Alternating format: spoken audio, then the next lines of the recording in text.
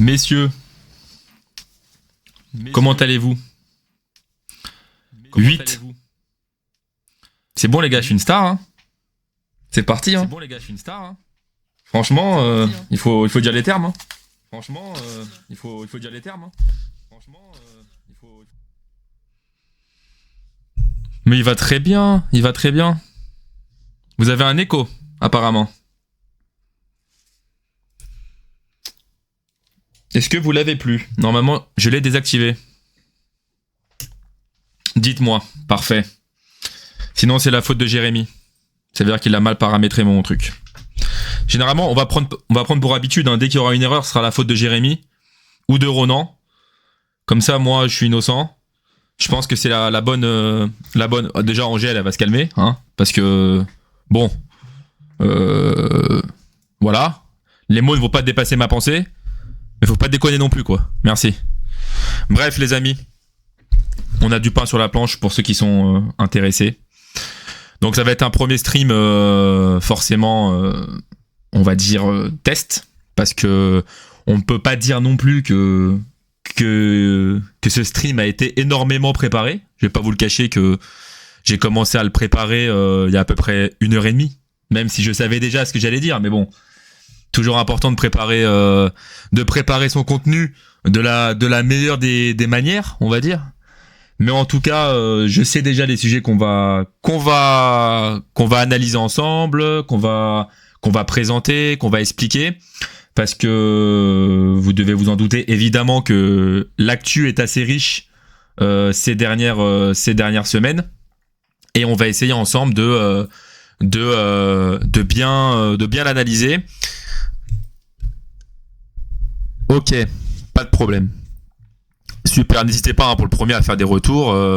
Comme ça, je saurai à peu près les placements de cam et les placements de micro surtout. Oh, Jarid Rocco. Bah merci à toi, Jarid Rocco. Je ne sais pas qui tu es, mais en tout cas, ça fait plaisir. Angèle aussi. Bon, toi, je sais qui tu es, malheureusement. J'aurais préféré ne pas savoir qui tu es, mais bon, il faut toujours être gentil avec les personnes, voilà, qu'on apprécie ou pas.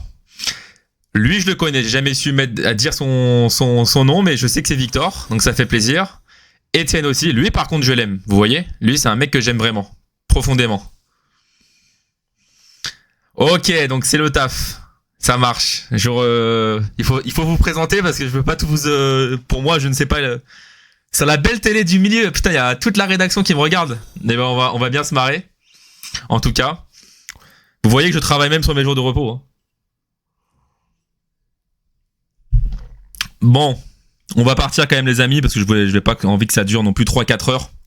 Ce serait inutile et pour vous et pour moi. Mais en tout cas, on va y aller.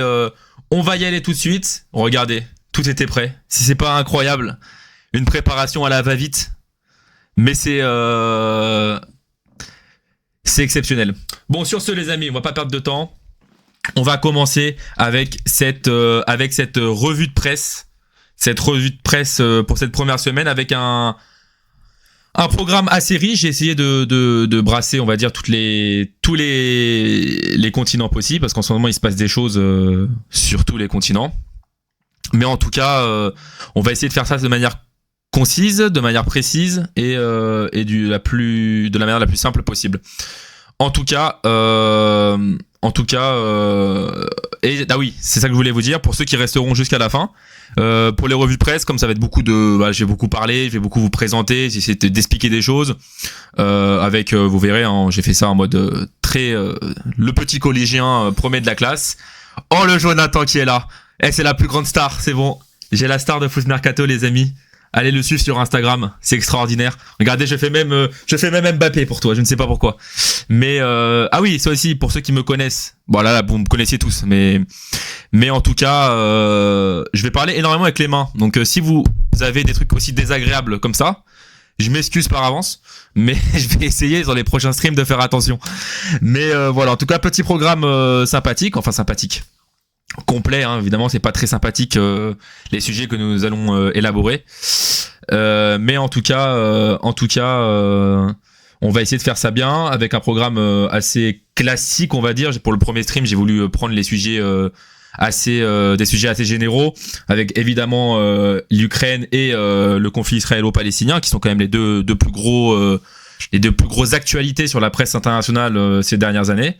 Et il y a avec des choses un peu plus et à côté des choses un peu plus précises, on va dire, un peu moins connues, à savoir les élections générales qui ont lieu là sur les prochaines semaines en Inde, et expliquer pourquoi c'est une élection particulière pour les Indiens, puisqu'ils ils sont presque 1 milliard à voter, mais il y a énormément d'enjeux autour.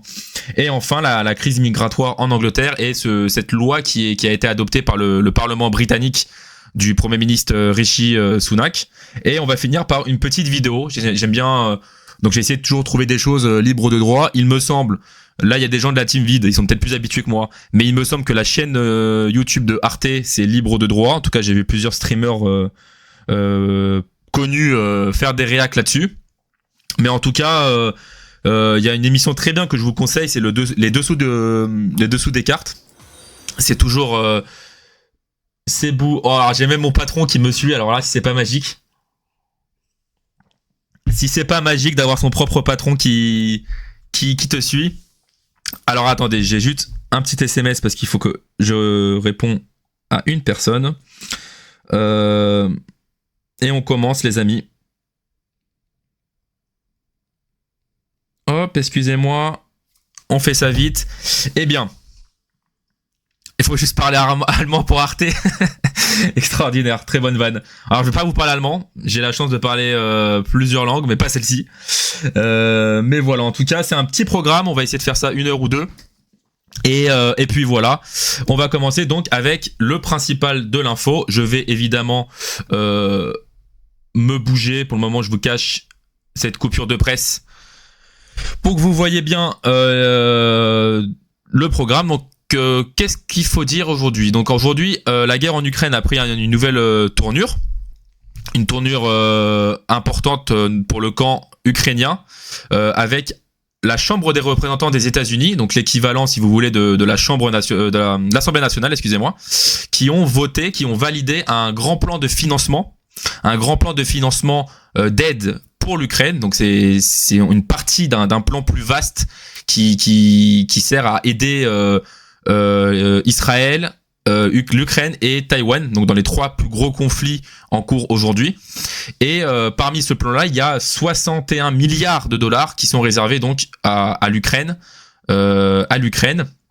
soit à peu près, je vous ai mis la conversion, 57 milliards d'euros. Donc évidemment, c'est une conversion qui peut être fluctuante selon les mois, mais on en a à peu près là.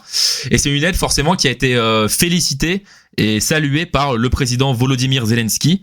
Et on en parlera un peu plus tard sur cette partie. Cette aide, elle prend une dimension spéciale parce que le contexte en Ukraine aujourd'hui, même si on entend entre guillemets un peu moins parler de l'Ukraine et de la Russie aujourd'hui, parce que c'est un conflit qui est en cours depuis maintenant plusieurs mois, plusieurs années même.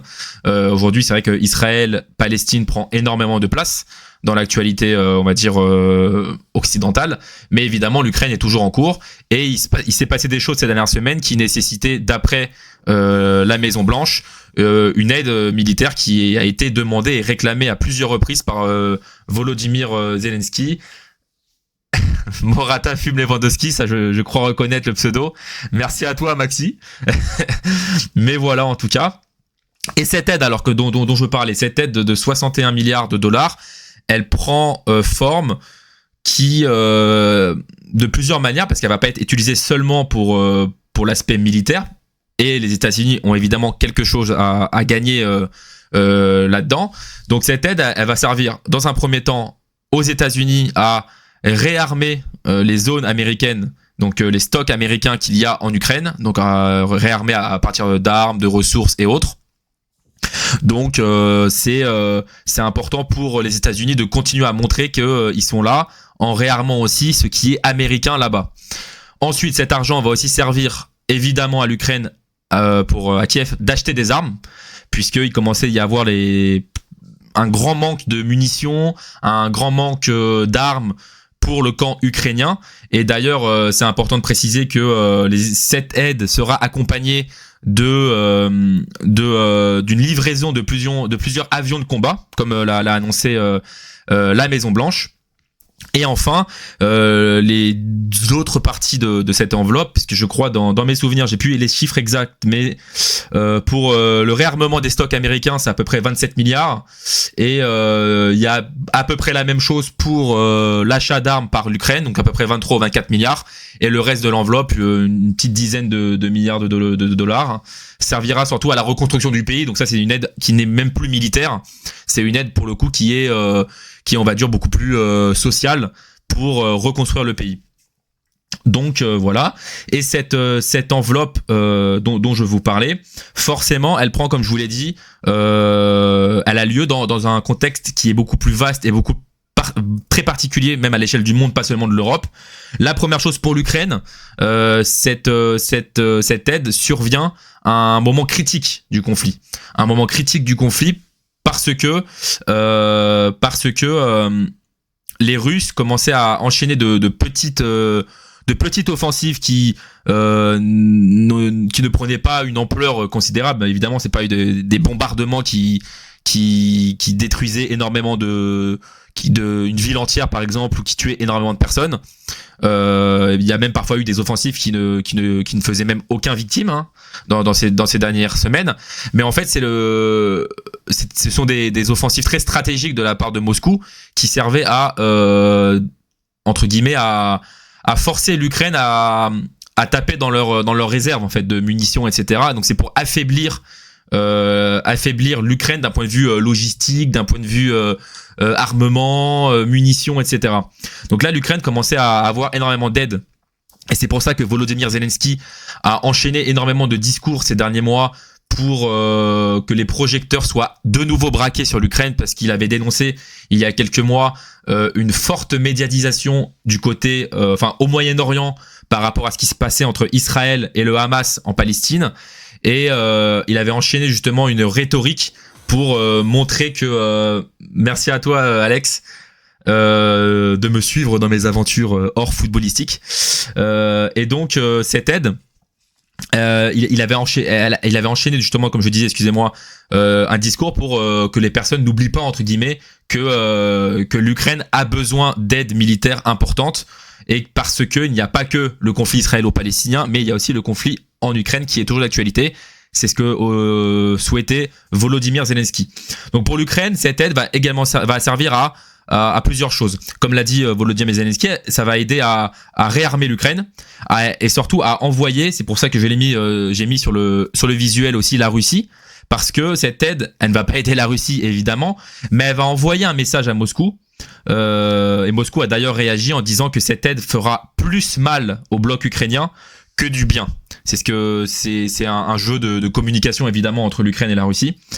Et cette aide, Volodymyr Zelensky a affirmé que c'était avant tout une aide psychologique, puisque les soldats sur le front en Ukraine commençaient à fatiguer psychologiquement de voir qu'il n'y avait plus d'aide, plus de ressources, parce qu'ils se sentaient abandonnés. Donc ça rejoignait justement le discours dont je parlais en préambule, en disant que Volodymyr Zelensky il enchaînait les discours et les appels à l'aide ces dernières semaines pour aider justement aussi les soldats à avoir plus d'aide et de soutien du bloc occidental.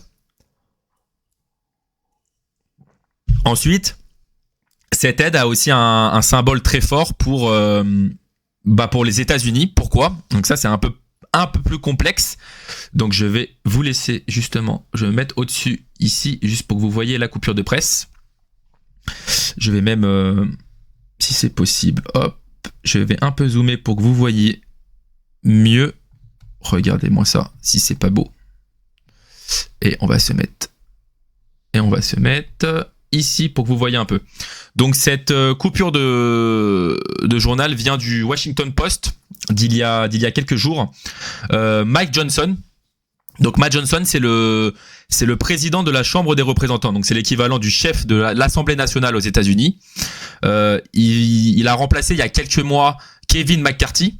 Donc Kevin McCarthy, c'est l'ancien président de la Chambre des représentants. donc un politicien républicain, donc dans du camp de Donald Trump. Et pour la première fois, il y avait une motion de censure qui avait duré des mois. Les députés américains étaient appelés à voter. Et je saurais même plus vous dire combien de votes il y avait eu, mais à force de ne pas pouvoir se décider, il y avait eu, je crois, ça avait été jusqu'au 25e ou 26e tour, jusqu'à que Kevin McCarthy se fasse donc destituer. Il y a eu de nouvelles élections pour ensuite élire Mac Johnson à la Chambre des représentants, donc un républicain, puisque la Chambre des représentants aux États-Unis est surtout à la mainmise du Parti républicain, malgré le fait est que le président soit démocrate, Joe Biden. Donc, vous allez me dire, pourquoi, quel est le rapport avec l'Ukraine? Donc le rapport avec l'Ukraine, c'est que c'est eux qui ont voté cette aide, et c'est très important pour les États-Unis. Pourquoi? Donc il y a plusieurs choses. La première, c'est montrer à la fois au camp républicain et au camp démocrate que les États-Unis pèsent encore sur la scène internationale, puisque depuis son arrivée au pouvoir, Joe Biden a été souvent attaqué et critiqué pour sa faiblesse ou son manque de poids sur la scène internationale. Et voter cette loi permet à la fois de montrer que les États-Unis existent encore et que les États-Unis sont toujours arbitres. Et les républicains aussi, en fait, pour les républicains, c'est important de montrer, de faire front commun, parce qu'en fait, tous les problèmes qu'il y a eu à la Chambre des représentants ces derniers mois vient en fait d'une fracture du camp républicain entre les républicains modérés classiques et l'aile très extrémiste proche de Donald Trump, donc ou de Marjorie Taylor Greene. Donc Marjorie Taylor Greene, c'est une députée extrémiste proche de la mouvance QAnon, proche de la mouvance complotiste, et c'est elle en fait qui lance toutes les mentions les mentions de censure, les procédures de destitution. C'est elle qui le lance contre son propre parti. Et d'ailleurs, elle en a même lancé une au début 2024 contre Mac Johnson. Donc il se pourrait qu'il y ait encore une crise à la Chambre des représentants, ce que Donald Trump ne veut pas, puisque les élections présidentielles arrivent à grands pas. En novembre prochain, les États-Unis, les Américains seront appelés à voter pour élire leur nouveau président. Et évidemment que ça, comme vous le savez sûrement, ça opposera Joe Biden et Donald Trump. Pour le moment, les sondages sont très serrés. Certains donnent quand même Donald Trump comme potentiel vainqueur. Donc c'est important que les républicains montrent aux Américains qu'ils sont encore puissants, qu'ils sont capables, que la solution peut être politique, et que les démocrates et républicains peuvent tomber d'accord sur certains sujets. Donc pour Donald Trump et le Parti républicain, c'était très important de pouvoir, démocratiquement parlant, être d'accord entre eux. Et ensuite, l'autre côté le revers de la médaille, on va dire, c'est que pour les Américains, c'est important d'envoyer aussi un message à l'Europe, parce qu'il y a les élections européennes en ce moment, et c'est important que les Américains montrent qu'ils sont toujours intégrés pleinement à ce qui se passe dans le monde aujourd'hui, et que voilà, on sait que l'Ukraine est un sujet très important pour Bruxelles ces dernières années, que c'est un sujet majeur. On voit souvent Volodymyr Zelensky à Bruxelles, à l'OTAN, pour enchaîner les discours, etc. Donc pour les Américains, c'est très important de montrer que les États-Unis existent toujours, puisque on le sait, la Russie perd un peu pied depuis le lancement de la guerre en Ukraine. La Chine prend énormément de poids dans le monde, puisqu'ils essayent de jouer les médiateurs de paix sans prendre réellement parti dans le conflit en Ukraine. Donc pour ne pas se laisser distancer par la Chine, les États-Unis doivent absolument rester puissants et pleinement intégrés dans tous ces conflits pour tout simplement conserver leur poids à l'échelle du monde. Donc on a plus ou moins fait le tour sur ces aides en Ukraine. Donc forcément, cette aide s'accompagne de plusieurs détracteurs. Hein. Et je vous ai mis l'article de presse que vous avez pu voir, du Washington Post, qui dit que Mac Johnson met son poste en jeu en ayant passé cette loi, parce que l'aile extrémiste du Parti républicain dirigée par Taylor Greene, comme je vous l'ai dit, bah forcément elle prend de la puissance, surtout quand on sait que c'est Donald Trump qui va représenter le parti républicain. Donc il y a quand même un risque que Mike Johnson perde son poste dans les prochaines semaines, prochains mois, et ça sera aux républicains les plus puissants qui pèsent énormément à la Chambre des représentants, qui devront jouer les arbitres pour calmer le jeu, parce que à quelques mois des présidentielles, les républicains ne peuvent pas se permettre de se montrer aussi divisés, puisque forcément ça serait ça ferait entre guillemets le bonheur du parti démocrate et de Joe Biden au vu des élections présidentielles à venir. Donc voilà. Et forcément, transition parfaite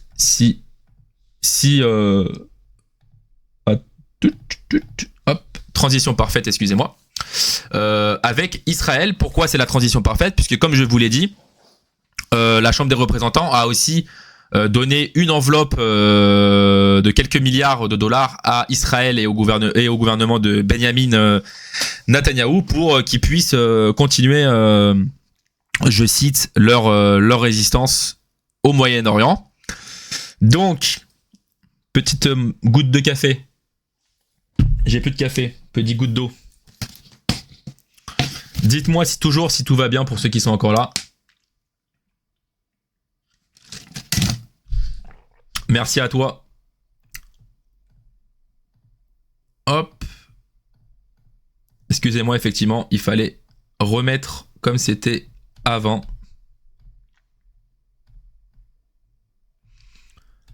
Hop. J'arrive. Hop.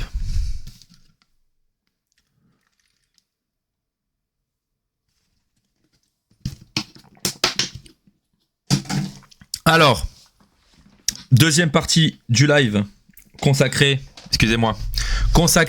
donc à la situation au Moyen et au Proche-Orient. Donc là, j'espère que vous avez bien suivi parce que ça va être un peu long et complexe pour différentes raisons. J'ai fait récemment sur Instagram une publication consacrée à ce qui s'était passé entre l'Iran et Israël. Comme vous le savez, l'Iran avait bombardé... Enfin, tout a commencé avec Israël qui avait bombardé le consulat de l'Iran à Damas en Syrie, tuant des hauts commandants des gardiens de la Révolution. Donc les gardiens de la Révolution, c'est ceux qui dirigent en Iran. Et en contre-offensive, quelques jours plus tard, l'Iran avait lancé plusieurs drones et autres missiles partant de Téhéran vers Israël. Il n'y a pas eu de mort, juste c'est déjà tragique, mais une fille qui a été israélienne qui a été touchée par les débris d'un missile israélien qui avait été lancé pour contrer les assauts iraniens. Et donc les jours qui ont suivi cela, il y a eu beaucoup de questions sur la scène géopolitique du monde.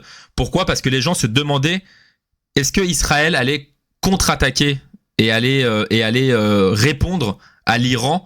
Dans ce cas-là, on aurait eu une escalade énorme dans la région, voire même dans le monde, puisque les deux blocs, Israël et Iran, ont énormément de soutien et d'alliés. Et finalement, et les géopolitologues ont eu raison, les spécialistes, bien mieux que moi, avaient plus ou moins prédit ce qui s'est passé hier. Et on va parler du coup de ce qui s'est passé hier. L'armée israélienne, donc le Sahel, ont tout simplement lancé plusieurs bombardements dans le sud du Liban, donc non pas de l'Iran, de Liban, et ils ont touché à peu près une quarantaine de cibles dans le sud, là où était en tout cas retranché le Hezbollah. Donc qu'est-ce que le Hezbollah? Le Hezbollah, c'est un groupe paramilitaire jugé par la plupart des pays occidentaux comme un groupe terroriste dans le sud du pays. Donc le Hezbollah, c'est, si on essaye de prendre dans les grandes lignes, c'est évidemment ce n'est pas aussi simple, mais on va dire que c'est un peu l'équivalent du Hamas, mais au Liban, sauf que le Hamas, eux, sont en Palestine. Et en fait, c'est un groupe très puissant qui se veut comme étant un parti politique presque au Liban, mais qui est, comme le Hamas, surtout un groupe paramilitaire de mercenaires. Et ce groupe-là, en fait, il est financé en grande partie par l'Iran. Parce que la stratégie en fait de l'Iran dans la région, c'est de financer énormément de groupes paramilitaires puissants qui prennent en fait une partie du pouvoir dans certains pays voisins, dans le but d'encercler notamment Israël. Et dans le vocabulaire géopolitique international, en fait, on appelle ça des proxys. C'est comme si vous voulez des petites représentations iraniennes dans ces pays autour d'Israël.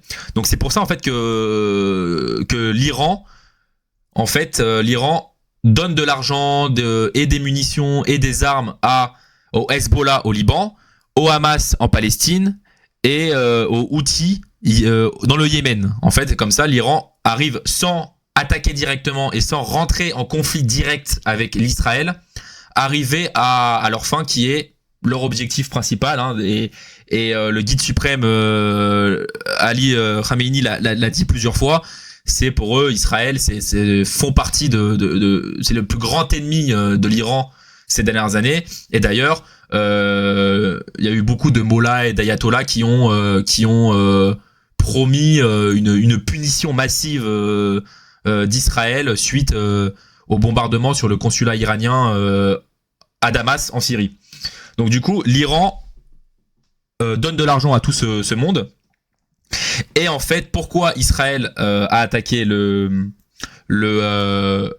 Liban, le sud du Liban? Parce que après avoir énormément discuté, après avoir énormément négocié, notamment avec le bloc occidental, hein, donc l'Angleterre, les États-Unis, la France, Israël a été, on va dire, stoppé dans cette envie d'escalade et de contre-offensive massive sur l'Iran. C'est les États-Unis notamment qui ont ordonné à Israël de ne pas attaquer l'Iran parce que on aurait basculé dans un début de conflit international, comme j'ai pu vous le dire en préambule. Et donc, afin de répondre à l'Iran discrètement, sans attaquer tout de suite le territoire iranien, il faut passer par ses proxys. C'est l'idée politique d'Israël. Comme ça, Israël envoie un message à l'Iran en bombardant et en tuant les zones contrôlées par le Hezbollah, donc l'allié de l'Iran. Et dans ce bombardement-là qui a eu lieu hier, c'est ça, Israël a tué près de la moitié des hauts commandants du Hezbollah. Donc c'est pour ça que pour eux, c'était très important de affaiblir le Hezbollah, puisque indirectement, tu affaiblis aussi la place de l'Iran dans la région. Et ça leur permet aussi de pouvoir répondre, Israël, sans passer par l'approbation de l'Occident, donc des États-Unis, puisque les États-Unis ont quand même moins de conflits directs ou de liens avec le Liban qu'avec l'Iran, par exemple. Puisque l'Iran est aussi un ennemi juré des États-Unis et du bloc occidental de manière générale. Donc l'idée, c'était d'affaiblir l'Iran en passant par ses proxys. Et cette contre-offensive-là était annoncée et attendue de toute manière par beaucoup de personnes. Je vous ai mis cette petite coupure de presse, hein, tirée du journal israélien Haaretz. Et donc c'était très important pour eux de quand même envoyer un message. Donc maintenant, on verra dans les prochaines semaines ce qui se passera. Pour le moment, il y a surtout un jeu de communication et de discours interposés entre l'Iran, Israël, etc. Le Tsahal et de manière générale, le gouvernement de Benyamin Netanyahou continue de toute manière ses objectifs militaires et politiques en Palestine, dans le but, je les cite, de libérer les otages de l'attaque du 7 octobre. Et forcément, la Palestine continue la Palestine par le Hamas, hein, surtout. Hein, c'est important de faire la distinction entre le Hamas et la Palestine. Le Hamas continue de s'appuyer sur ses alliés, donc le Hezbollah et les Houthis au Yémen, pour taper l'Iran, pour taper Israël, excusez-moi, sur leur territoire. Donc voilà, ça c'était par rapport à ce on va dire la petite mise à jour récente du conflit israélo-palestinien. Et évidemment, c'est voué à avoir beaucoup de mises à jour, hein, dans les prochaines semaines. Donc c'est sûr que si je parviens à conserver un rythme de croisière, on va dire, sur les prochaines semaines pour cette revue de presse du jeudi, Hormis, il y a un jeudi où je pourrais pas, c'est le 8 mai, puisque j'ai des obligations professionnelles et je ne serai pas en France.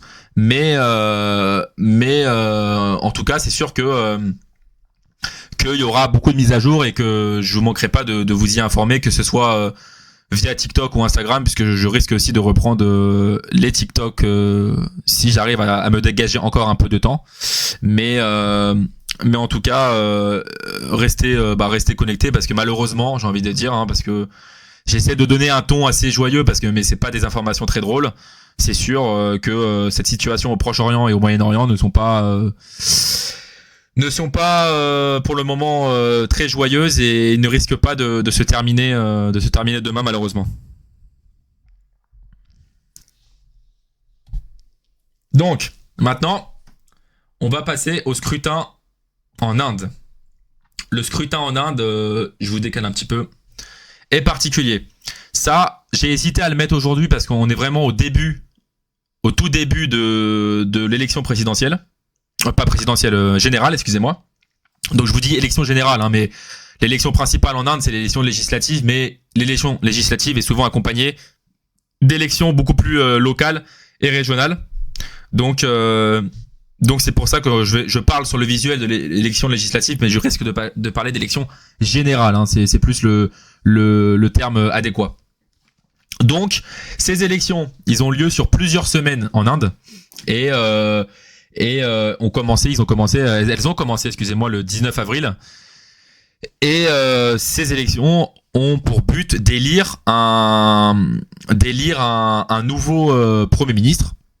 Le favori d'après les sondages, c'est Narendra Modi. Donc Narendra Modi, qui est l'actuel Premier ministre indien, se représente pour un 3e mandat consécutif et il sera opposé à son principal opposant, c'est Mallikarjun Kharge. Donc lui représente le parti politique du parti du Congrès. Il s'appelle comme ça, je ne me trompe pas, c'est le parti du Congrès, qui fait partie d'une alliance plus générale de plusieurs partis, qui sont souvent des partis situés sur l'échelle politique indienne, plutôt à gauche, et on va dire le grand combat de Mallikarjun Kharge, c'est surtout d'avoir une Inde plus laïque, plus sociale, puisque Narendra Modi, si vous ne le savez pas, c'est un Premier ministre nationaliste, conservateur, qui a souvent amené la question de la religion en Inde au cours de ses mandats. Il était d'ailleurs, et je vous l'ai mis en bas, d'ailleurs j'ai fait une erreur, excusez-moi, il y a une petite coquille, on va la corriger parce qu'elle est quand même importante. Excusez-moi, ce n'est pas 2022 évidemment, c'est excusez-moi, 2002. Comme je vous le disais, au moment des grosses émeutes en Inde en 2002, c'était Narendra Modi était déjà au pouvoir. Donc c'est un événement qui a beaucoup traumatisé l'Inde, il y a eu beaucoup de morts, et vous le savez sûrement que la question de la religion en Inde est très importante entre l'hindouisme et l'islam. La communauté musulmane d'Inde représente malgré tout quand même 14% de la population, et cette question de la religion prend une place prépondérante dans cette élection dans cette élection législative, excusez-moi, parce que Narendra Modi, qui était déjà un politicien qui était très nationaliste et très conservateur, on va dire devient de plus en plus extrémiste dans ses propos et dans ses décisions, et il a fait l'un de ses premiers grands discours de campagne il y a quelques jours, et je vous ai notamment mis cette citation tirée de son discours au nord de l'Inde, fait au nord de l'Inde, dans une ville à majorité hindoue, donc du culte de l'hindouisme. C'est ils vont voler l'or de nos sœurs et de nos mères et le redistribuer à tous ces intrus qui font plus d'enfants, cela vous convient-il? Donc cette citation de Narendra Modi a forcément été repris et re-repris dans la presse indienne. J'ai malheureusement pas eu le temps de vous trouver une coupure de presse là-dessus, mais Time of India, qui est le quotidien numéro 1 en Inde, le plus ancien, créé dans les années 1860-1870, en parle beaucoup dans leurs dernières éditions. Et il y a une importance considérable qui est de la religion dans cette campagne. Et d'ailleurs Narendra Modi et de manière générale son parti politique du BJP enchaîne ses attaques gratuites et parfois même sans preuve dans ses discours de campagne. Encore récemment, il a affirmé que si son opposant était élu, donc si le parti politique de Mallikarjun Kharge, à savoir le parti du Congrès, venait à prendre le pouvoir en Inde, dans son programme, il interdirait par exemple, ils interdiraient un collier traditionnel hindou aux femmes indiennes qui sont du culte de l'hindouisme. Donc il a listé toutes sortes de choses que Mallikarjun Kharge n'a jamais dites, mais il a entre guillemets fait. Il a joué comme tous ces populistes ces dernières années dans différents pays, utiliser des fake news en disant il fera ça, il fera ça, il fera ça, pour effrayer une partie des électeurs indiens afin de gagner des voix et faire augmenter entre guillemets l'islamophobie et le racisme envers la communauté musulmane indienne. Il a également affirmé de manière générale que l'Assemblée nationale indienne, que les députés de l'Assemblée nationale indienne ces derniers mois, que les députés qui sont étiquetés parti du Congrès, donc le parti politique de l'opposant de Narendra Modi, avait fait passer plusieurs lois ou avait proposé plusieurs lois dans le but de réduire dans les écoles et dans le milieu professionnel les personnes de confession hindoue. Donc il joue beaucoup sur cette corde-là, Narendra Modi, dans le but de gagner beaucoup d'électeurs. Surtout que lui, c'est un contexte particulier, ces élections, puisqu'elles se sont ouvertes sur un scandale de corruption et d'achat de votes du parti de Narendra Modi lors des dernières élections. Donc datant de 2017, il me semble. Donc afin d'enterrer un petit peu toute ce scandale, il enchaîne les déclarations très fortes et forcément très discriminantes envers les musulmans d'Inde. Donc c'est le début de ces élections en Inde, ils vont durer longtemps. Il y a près de 1 milliard d'électeurs, un peu moins d'1 milliard d'électeurs qui vont être appelés aux urnes au début du mois de juin. Donc c'est une élection mine de rien très importante. Il faut pas la sous-estimer, puisque l'Inde, forcément, comme vous le savez, forcément c'est un pays qui est très grand, il y a beaucoup de personnes, et Narendra Modi, mine de rien, au cours de ses 2 mandats, il a ouvert l'Inde à l'international. Narendra Modi, vous avez pu le voir, notamment avec Emmanuel Macron, il a été décoré par Emmanuel Macron il y a quelques mois à Paris. Donc c'est quelqu'un qui pèse beaucoup. L'Inde, qui est aussi un membre très important des BRICS, donc de cette coalition politique avec le Brésil, la Russie, la Chine, l'Afrique du Sud, et qui sont en plus ouvertes à d'autres pays récents. Donc forcément, l'Inde pèse énormément sur le continent asiatique, mais pèse de plus en plus sur la scène internationale. Donc c'est pour ça que un peu à l'image, vous savez, petite digression, en France, il y a souvent des personnes qui disent les élections présidentielles aux États-Unis, on s'en fiche, on est français, nana. Ce qui est en partie qui est vrai. C'est vrai que nous, ça va pas nous changer notre quotidien directement de savoir si Trump ou Biden passera aux États-Unis. Mais à partir du moment où il y a un pays qui est puissant, qui est allié ou ennemi de la France, c'est toujours important de garder un œil sur ces élections-là. Et l'Inde, c'est un peu le cas, puisque Macron et Modi ont été aperçus ensemble ces derniers temps, qu'ils ont signé énormément de partenariats entre eux. C'est sûr qu'il faut toujours garder un œil sur ce qui se passe dans des pays aussi grands, puissants et vastes que l'Inde. Donc c'est pour ça que il va falloir quand même bien regarder ce qui se passe en Inde, surtout que la question de la religion prend de plus en plus de place. Et c'est important de savoir si Narendra Modi et tous ses alliés, qui sont pour la plupart issus d'un extrême conservateur assez large, de savoir s'ils vont ou pas repasser en Inde. Donc voilà pour la petite page indienne. C'était assez rapide, et nous allons terminer avec le dernier sujet que vous avez pu voir en préambule, également en sommaire. Je regarde si tout va bien. Hop, je me remets un petit peu. Est-ce que vous allez bien pour les braves qui sont restés? Est-ce que pour le moment vous avez des questions, que ce soit techniques, que ce soit visuelles, ou pas? Dites-moi. Ok, ça marche. Je recule un peu le micro. Tout va bien sinon. Si vous avez des pour les prochaines revues de presse, si vous pensez qu'il y a des choses à modifier ou pas, ou à conseiller, c'est évidemment un premier live, donc il faut un peu d'indulgence. Je travaille encore.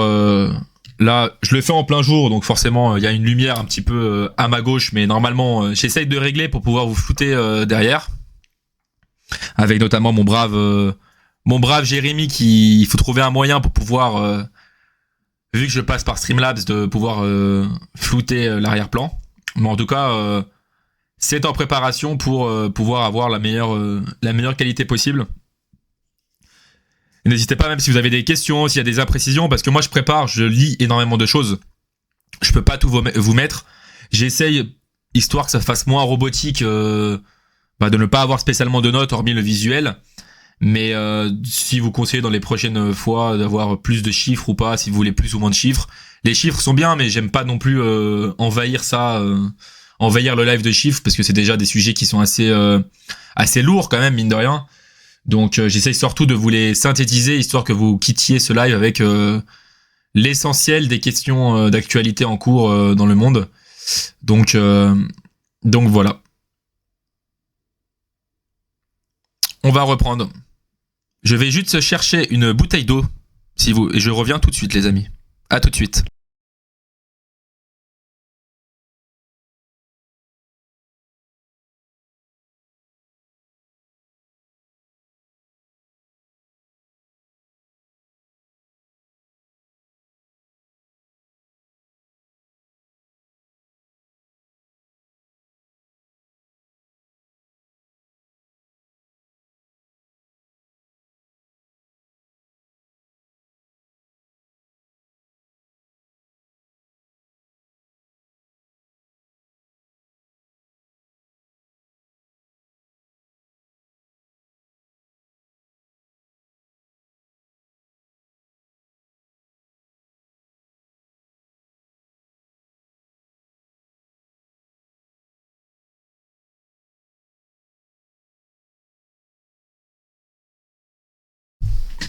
Je suis de retour, excusez-moi.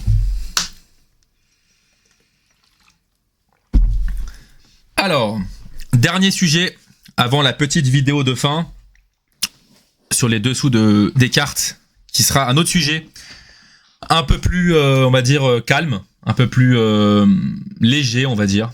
On parlera de l'interdiction aux États-Unis de TikTok et ce combat très digital et très moderne entre les États-Unis et la Chine. Donc on va terminer là-dessus.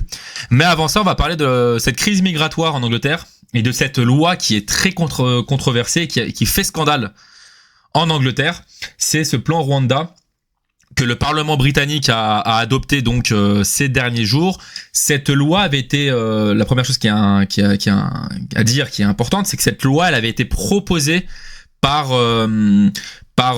Boris Johnson, donc l'ancien Premier ministre, celui qui n'était pas avant Rishi Sunak, parce qu'avant Rishi Sunak c'était j'ai oublié le nom, excusez-moi, Liz Truss, je crois, c'est ça, hein. C'était Liz Truss, c'était la femme qui était restée quelques mois et qui avait juste connu le décès de la reine. Mais voilà, donc Rishi Sunak, qui est l'actuel Premier ministre, avait repris cette loi proposée par le gouvernement de Boris Johnson, et elle a été adoptée après 2 ans de bras de fer et de bataille entre les députés anglais, et je vais vous expliquer pourquoi elle est controversée. Forcément, cette loi, elle fait suite à une augmentation de l'arrivée de migrants illégaux sur le sol britannique. Et parce qu'il y a une hausse de 17% qui a été enregistrée selon le gouvernement britannique en termes d'arrivée de migrants illégaux, et également du nombre de demandeurs d'asile qui continue d'accroître et de se multiplier au Royaume-Uni. Et cette loi, elle fait scandale parce que il y a énormément de députés de l'opposition qui ont remarqué que cette loi propose des points qui en fait enfreignent totalement la Convention européenne des droits de l'homme, Et c'est une convention qui avait été signée par le Royaume-Uni. Donc quand tu adoptes une loi dans ton pays, tu dois aussi t'assurer qu'elle soit légale au vu de l'Europe. Et ça, c'est un gros problème pour le Royaume-Uni. Et en fait, afin de pouvoir proposer cette loi en toute légalité, le Parlement européen, pas du tout, le Parlement anglais, qui avait mis le point justement sur ces infractions aux yeux de la loi européenne, ils ont dû réécrire le gouvernement de Rishi Sunak, ils ont dû réécrire en partie cette loi, ce plan Rwanda, et ils ont mis des points permettant d'ignorer, de contourner le Human Rights Act de 98, qui est pourtant l'un des fondements même de la loi anglaise. Et le problème, en fait, c'est que cette loi dit que tout migrant qui débarque sur le sol anglais, sur le sol britannique, peut être envoyé directement au Rwanda, donc ce pays d'Afrique, pour que leur demande soit observée, soit jugée, soit analysée, et avant de donner leur aval ou non, ils doivent rester au Rwanda. Sauf que d'expulser comme ça, ces expulsions immédiates, elles sont pas autorisées normalement aux yeux de la Convention européenne sur les droits de l'homme, puisque il faut avoir une raison légale pour avoir une expulsion immédiate. Et en fait, c'est pour ça que ça fait débat et scandale, puisque à partir du moment où un migrant qui vient du Rwanda ou non soit mettre un pied sur le sol britannique, et avant même que sa demande soit analysée et étudiée, l'envoyer là-bas pour l'étude, forcément ça fait scandale et ça fait débat.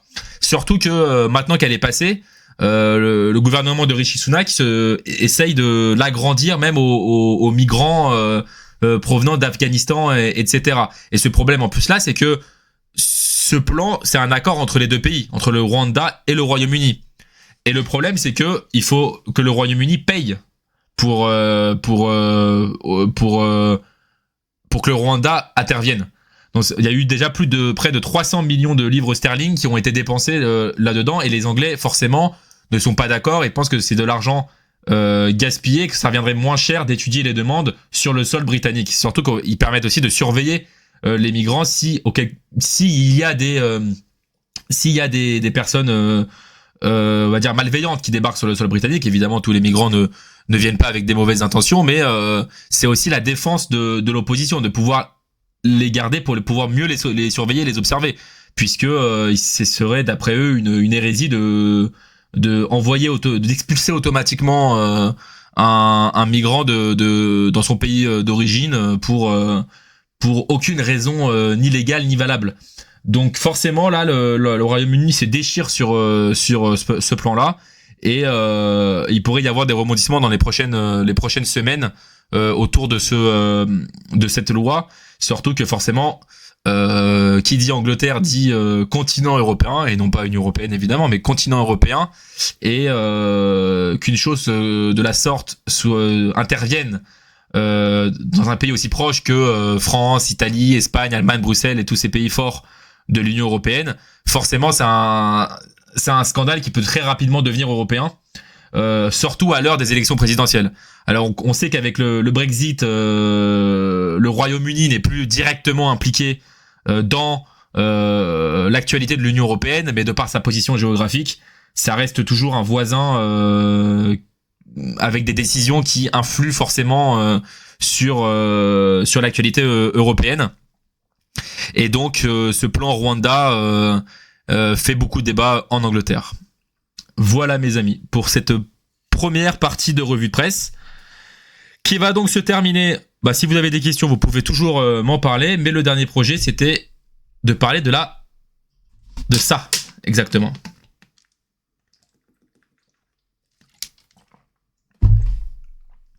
Moi, c'est de manière générale, c'est une émission que je vous conseille, puisque ça permet vraiment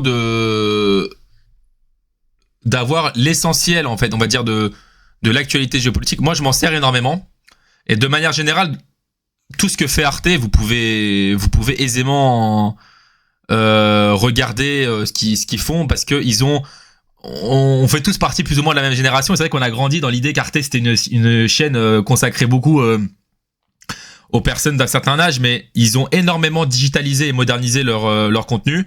Et il y a un puits infini de sources d'informations historiques, géographiques, politiques. Il y a des super documentaires. Et franchement, c'est vraiment, je trouve, une chance de pouvoir avoir ces sources d'informations précieuses aussi facilement. Donc on va commencer à regarder et on en parlera un peu après. Vous me dites si le son ça va, je me rends pas compte.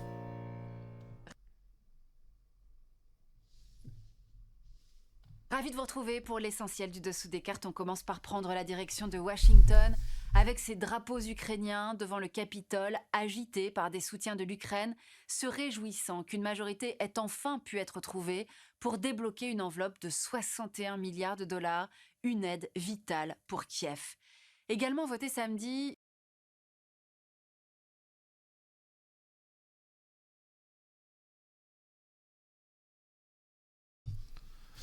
Alors,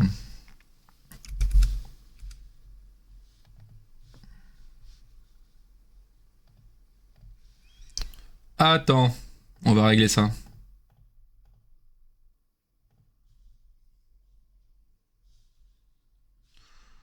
C'était un test, hein. Si vous entendez pas assez, on annule ce plan. Tout.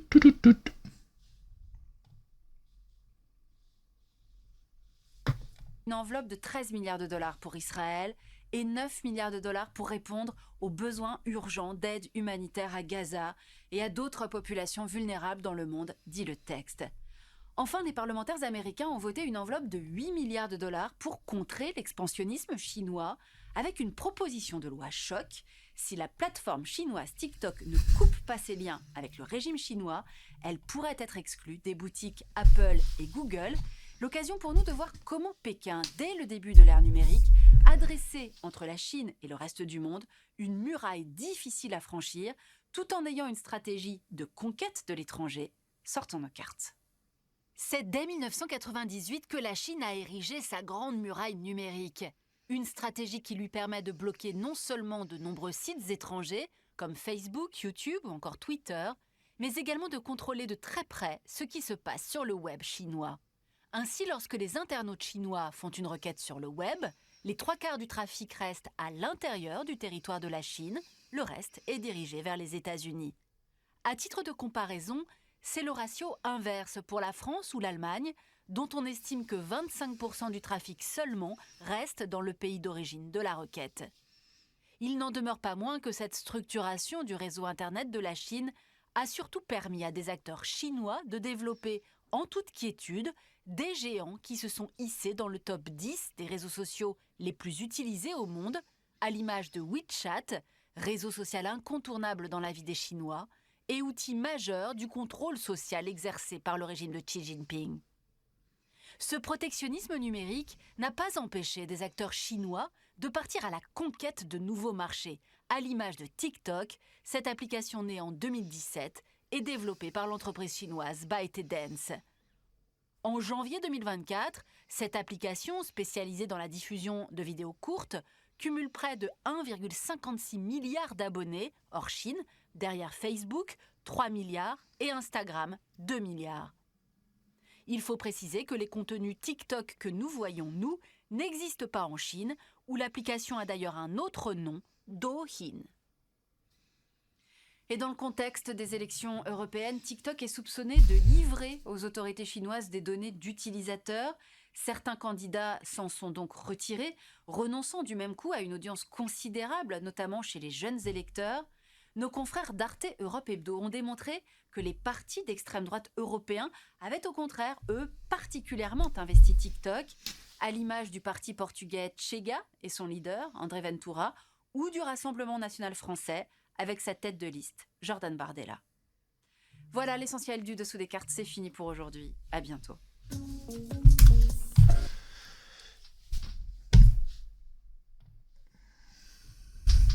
Donc, je pense effectivement, je vois au niveau du son qu'il doit y avoir une plus léger à mon avis. Je réglerai ça. Mais je trouvais ça intéressant à chaque fois Alors il y a des épisodes qui sont beaucoup plus longs évidemment. Mais celui-là il était assez court et je trouvais ça important parce que c'est un sujet on en parle quand même depuis longtemps, hein, de l'interdiction potentielle de TikTok, que ce soit en Europe ou aux États-Unis. Et en fait, ce bras de fer, il est assez, assez amusant parce que en fait, les États-Unis se plaignent les GAFAM notamment, hein, donc Google, Facebook, Microsoft, Apple, etc. Ils veulent interdire TikTok parce qu'en fait, pour une fois, ça fait partie d'un combat plus global et c'est pour ça que aujourd'hui j'ai voulu en parler. Pourquoi ça rentre en fait pleinement dans l'actualité géopolitique et internationale. Pourquoi? Parce que là, c'est les États-Unis, on va dire, c'est la frustration américaine de voir que la Chine est capable de faire une application qui s'occidentalise et qui devient une application très utilisée au-delà même des terres chinoises. Et en fait, c'est ça qui plaît pas. Alors qu'en fait, que les Américains accusent, ou même que l'Union européenne, hein, parce que l'Union européenne aussi est dans l'histoire, que l'Union européenne et que les Américains accusent la Chine d'espionnage à travers TikTok, parce que ça a été la première critique faite par les États-Unis. Hein. Ce débat-là commençait déjà à l'époque de Donald Trump président. C'est marrant parce que finalement Facebook, ça fait des années que le groupe Facebook capture les données personnelles de ses utilisateurs. Il y a eu toute l'histoire de Cambridge Analytica pendant la campagne présidentielle américaine. Donc Facebook est englué dans énormément de procès. Et quand je parle de Facebook, c'est le groupe Meta, hein, donc Facebook, Instagram, WhatsApp, tout ça. Et d'accuser la Chine de utiliser ça pour corrompre la jeunesse, c'était assez amusant parce que finalement tu vois que le bras de fer géopolitique, il se fait pas seulement avec des armes ou à travers des sanctions économiques, elle se fait aussi à travers même les applications et autres qui sont pourtant quand on utilise Facebook, Instagram ou autre, ou même TikTok, on pense pas que derrière il peut y avoir des gouvernements qui dressent les ficelles, et c'est assez intéressant de voir cela et à travers des cartes en plus, c'est toujours assez amusant. Donc voilà les amis, finalement on aura fait une petite heure. Je pense que pour la première revue de presse c'est pas mal. Ça sert à rien d'alourdir cela à 2 heures. Je pense que de manière générale, de toute manière, ça sera le format le plus court, je pense. Puisque ça sera avant tout, c'est ce que je fais sur Instagram, mais de manière plus longue, on va dire. Mais forcément, les lives les plus longs seront sur les jeux, quand je joue au jeu, forcément. Donc Heart of Iron demain. D'ailleurs, pour les 3-4 là qui sont encore là, je suis toujours en pleine hésitation de savoir où est-ce que je commence dans Heart of Iron. Pour le petit clin d'œil, est-ce que je commence en Iran, tu vois? Parce que l'Iran, vous savez ce que vous savez. Mais en dehors de ça, ça reste quand même un pays qui fait l'actualité en ce moment. Donc ça peut être intéressant de commencer en Iran. Sinon, j'avais pensé à la Yougoslavie, vu qu'on commence dans les années 30. On peut transformer... Mais en vrai, Maxi, c'était encore là, ça c'est un jeu pour toi, ça. Je te jure, j'ai trop envie Je vais commencer en Espagne et je vais la rendre communiste, Maxi. Je vais rendre communiste tous les pays, Maxi. Tu verras ce que tu verras. Non mais en vrai c'est intéressant parce que j'ai pas envie de commencer en France ou en Italie, c'est pas si drôle, mais vu qu'il y a la Seconde Guerre mondiale, ce serait intéressant de commencer dans un pays, on va dire, qui est pas forcément directement impliqué. Je sais que Flav et tout m'avaient conseillé de commencer plutôt dans un truc assez plus simplement parce que j'y ai jamais joué en fait, donc déjà il faudrait que je regarde un peu ce soir les tutos etc pour noter des premiers trucs, mais j'aimerais un pays assez rigolo avec une histoire mouvante. Je me dis la Yougoslavie, la Russie, ça peut être rigolo, ou alors complètement s'éloigner d'Europe et de commencer genre en Argentine ou c'est pour ça que le Moyen-Orient, je trouvais que ça faisait sens. Mais écoutez, on verra demain sur le moment en tout cas, puisqu'on fera un petit live toute la soirée, peut-être début de la nuit. Et samedi, il y a le grand GeoGuessr pour me montrer à quel point je suis un crack absolu à GeoGuessr. Ça fait longtemps que j'ai pas joué, je sais pas si j'ai perdu de ma superbe. Mais ça peut être marrant. Je pense on fera peut-être 3 parties Europe et 3 parties monde. Un truc comme ça. Et dans les prochaines semaines, prochains mois, vous inquiétez pas, genre, il y aura d'autres jeux. GeoGuessr, c'est le petit truc simple, mais on peut toujours faire les quiz drapeau, les quiz capitales, etc. Il y a de toute manière les jeux historiques, les jeux de politique, les jeux de gestion. Maintenant, il commence à y en avoir énormément. Sinon, des bons trucs de culture G, ça fera le taf. Mais en tout cas, sur les jeudis, les vendredis et parfois le samedi, parce que je commence tard. Le samedi, je suis souvent de soirée. Donc le faire ça le midi, un petit peu, une petite heure ou deux avant mon taf. S'il y a des personnes après qui veulent venir sur Discord et qui acceptent de passer en live chez moi, ça sera super. Mais en tout cas, merci aux personnes qui ont vu jusqu'au bout, hein, Maxi, Jérém et tout, je vous vois. Donc c'est super. Je vais arrêter le stream et je vous dis donc à demain pour le début de l'aventure Heart of Iron. Et je vais me décider ce soir dans quel pays je commence. Je vais voir parce que l'Iran, tu me dis que c'est compliqué, mais sur des forums, j'ai vu que l'Iran c'était bien pour commencer parce que c'était pas dur tout de suite. Donc je sais pas. Je vais réfléchir, et on se tient de toute manière au courant demain pour les braves qui seront là pour me voir président d'un pays. Voilà les amis, je vous dis à demain. Passez un bon jeudi et voilà. Au revoir, la bise.